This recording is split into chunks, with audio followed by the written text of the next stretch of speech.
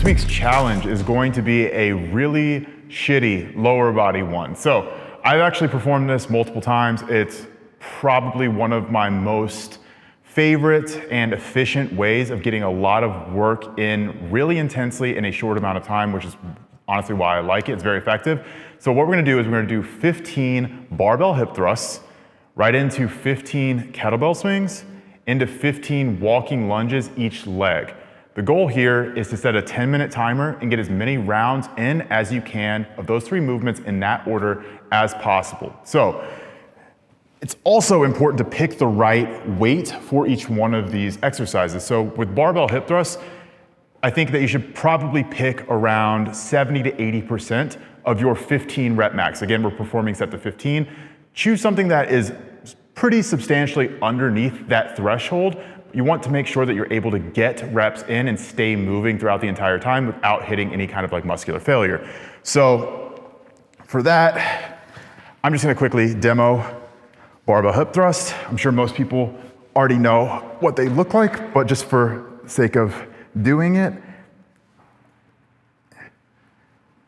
With these, you wanna make sure that you are getting full hip extension and you're performing them under control as well. So even though you have the time restriction of 10 minutes, you don't wanna just be rushing through everything haphazardly.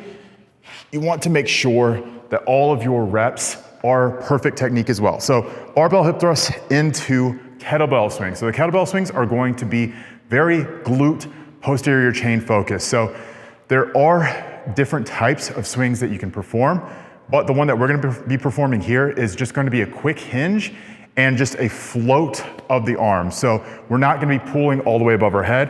We're gonna use our hips to provide all of the acceleration through the weight, flip it up really quickly, and then right back down in between the legs, continue going. So here, what that's going to look like is with this mock kettlebell,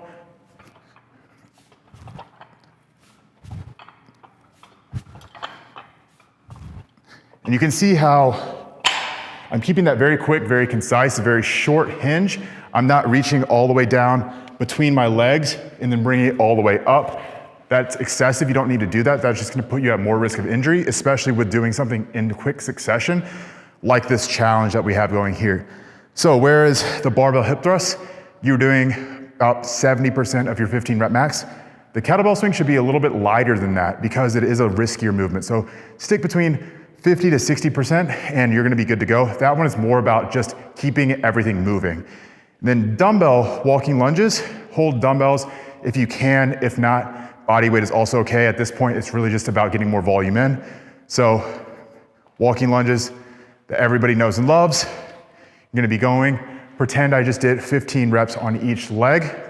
So these are definitely going to be the limiting factor from the perspective of your cardiovascular system. So lots of good strength endurance work on the hip thrusts.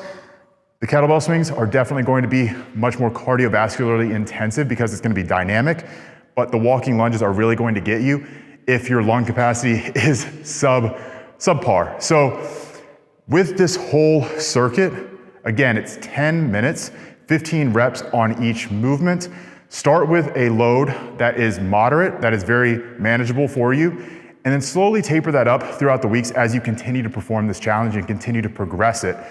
The idea here is more load on each movement rather than extending the time. You can definitely try and get more rounds in, but because there are 3 movements, you're probably not gonna go from 2 rounds to 3 rounds to 4 rounds to 5 rounds in that time frame in successive weeks. The best way to progress this is just adding load to each movement as you get more comfortable with the challenge. So this one will absolutely crush you. Make sure that you select the right loads, make sure that you get your form down, make sure that you keep moving, and don't die.